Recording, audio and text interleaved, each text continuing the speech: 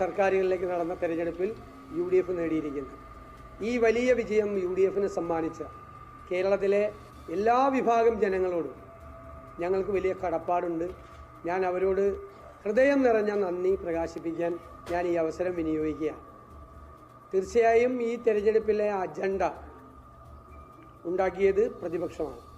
പ്രതിപക്ഷം മുന്നോട്ട് വെച്ച അജണ്ടയാണ് ഈ തെരഞ്ഞെടുപ്പ് കാലത്ത് ചർച്ച ചെയ്യപ്പെട്ടത്. ഞങ്ങൾ ഗവൺമെൻറ്റിനെതിരായിട്ടുള്ള കുറ്റപത്രം സമർപ്പിക്കുകയും അതേ അവസരത്തിൽ ഞങ്ങൾക്ക് അധികാരം തന്നാൽ ഞങ്ങൾ എന്ത് ചെയ്യും എന്നുള്ളൊരു കൃത്യമായ നിലപാട് സ്വീകരിക്കുകയും ചെയ്തു. ഞങ്ങളുടെ കുറ്റപത്രവും ഞങ്ങൾ സമർപ്പിച്ച മാനിഫെസ്റ്റോയും ഗൗരവത്തോടുകൂടി കേരളത്തിലെ ജനങ്ങൾ ചർച്ച ചെയ്യുന്നുണ്ടായിരുന്നു.